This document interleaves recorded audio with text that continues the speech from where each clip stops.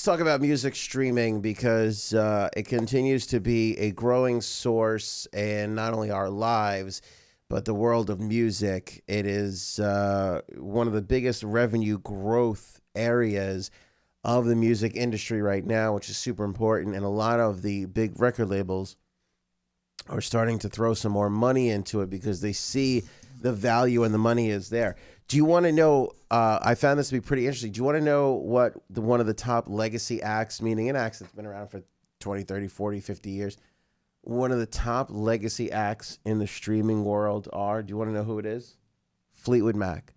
Fleetwood Mac is murdering right now, murdering in streaming. They are just all over the place and doing really well. And they're one of the rare acts for record labels, in particular Warner, who sat down with Rolling Stone magazine and did this interview. They're one of the rarities because they're out on the road, still selling tickets, still selling physical albums, and they're streaming like crazy. And it's unbelievable. You know, it's crazy to think. My wife and I, we were talking the other day, and you know, she came across one of those articles like, the most, the richest people in music and blah, blah, blah. And McCartney's worth like $1 billion, whatever, or something. And she's like, hey, it's like crazy to think he's worth $1 billion. I'm like, the craziest thing is he doesn't license Beatles music nearly as much as like the Rolling Stones do or some of these other acts do. What's really crazy is, you know, he's made that money without a lot of those other, you know, abilities, without a lot of those other entities and those other assets that other artists have done. And she's like, how? And I'm like, look at all the actual physical ways the Beatles have sold albums. Vinyl, 8-track, cassette tape, CD, right? DVD, Blu-ray, you know, concerts and things of that nature. And now they're on to streaming. I mean, you've essentially wrote one, like if you wrote, hold on for the Beatles for a second, because they wrote a lot. But if you wrote one song that was a hit in the 60s and you marketed it well and you did well enough, you were able to sell that song in 5 different formats. I mean, that is something that nobody really predicted. You know, Rock Band, you know, the Rock Band video game, all that kind of stuff. You know, a lot of these artists, they're taking advantage of that. And it's cool to see that Fleetwood Mac is taking advantage of streaming and where it is, because this interview is pretty interesting. They sat down, Rolling Stone magazine, sat down with Tim Fraser-Harding, who oversees Warner Music's global catalog, which means everything that they have, everything that they own the rights to, Tim is in charge of. And they were talking about, you know, what it's like to, you know, be in charge of those catalogs and how to, you know, continue to produce revenue off them and get them streams. And it was interesting the ways that they do it. A lot of the ways are old school marketing ways, but the challenge is a lot of these artists are no longer together. They're not out there touring. They cite in this piece, Led Zeppelin is, again, another big moneymaker. And even though, you know, 3/4 of that band is still with us and out and making music and doing projects and things, it's hard to promote a band that's not together. It's hard when you can't get on the phone and be like, can you go do an interview? Can you go do a press junket? Can you do this? Can you do that? It's hard to do that. So they have to come up with creative ways to do it. A lot of the times it's getting a track in a movie. A lot of the times, because they're in charge of the catalog, they're not in charge of putting tracks into movies and TV shows. A lot of the times they have to react to what is actually happening, build playlists on all the different social media streaming, you know, areas, and promote the playlists and get the playlists out there.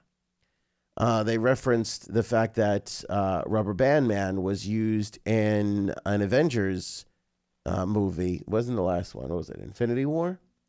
And they had to contact the movie company and get them to, you know, put an okay on a streaming playlist, putting that together and getting that out to people. And they were able to, you know, get the Spinners' Rubber Band Man, you know, into rotation more and get younger people to discover it. And that's the thing that I think I like about this most. And that's what's really being superly effective with Fleetwood Mac is, yes, you want to reach your, you want to reach the hardcore fan of an act, of a song, but at the same time, you're trying to expose that artist or that album or that track to new audiences. And the easiest new audience is young people. And that's why Fleetwood Mac is being so successful. When they were inducted into the Rock and Roll Hall of Fame, I said Harry Styles was a really interesting choice. And this is case in point.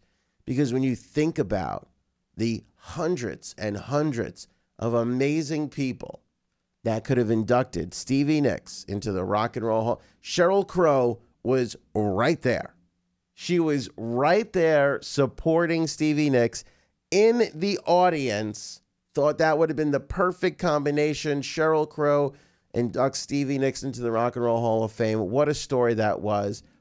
Nope, she was sitting down and Harry Styles was up there.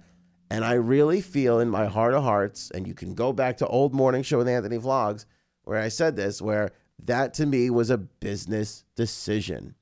That's not to take away from the fact that Stevie and Harry do have a real friendship. I'm not taking away from that. It's genuine. He deserved to be there. If she asked him or whatever the case was, fine. That's all good and dandy. But what I'm saying is there's a lot of people that Stevie has a great relationship with, and a lot of people that deserve to be the one to say, I'm happy to induct her into the Hall of Fame. But it was Harry Styles. And I feel like it was Harry Styles because he carries with him that super young audience. All those people that, might know, they might know a couple of Stevie songs, but after that night of him inducting her and then them performing together, they're going to go up and they're going to look up her catalog. And they're going to be like, oh, what's Fleetwood Mac? And they're going to go and stream Fleetwood Mac music.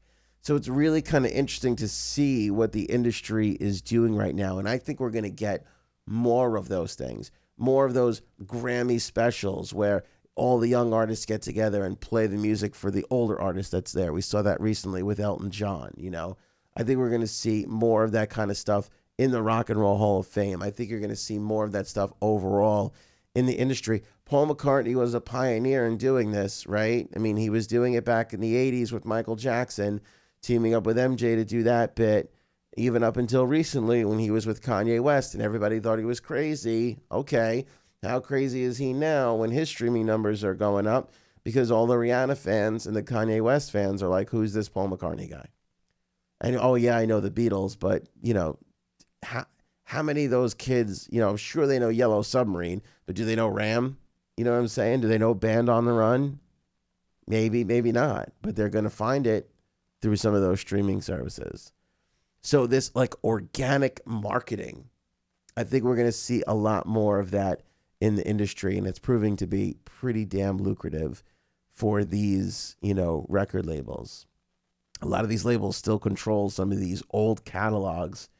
And, Tim says some pretty interesting things in this article where it's like, it's not even the huge artists like Fleetwood Mac or Zeppelin. He's like, if you have a 90s artist or a 2000 artist that didn't have a huge career, they may have had a track or two, you can still, capitalize on that and make money.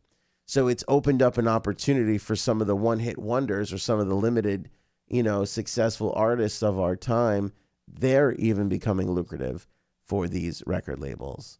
It is a whole untapped resource. So if anybody thinks that the streaming thing is going away, it is not. They are putting more and more resources into that.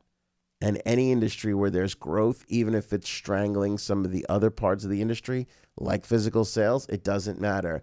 Money tends to flow to those areas. The basis of this, you're going to see a lot more stuff popping up on streaming services. Those days of Taylor Swift and this one or that one going, I'm keeping my stuff off of this and blah, blah, blah. Those days are over. Those days are very over. Streaming is now. So if you were looking for long lost stuff out of print, good news.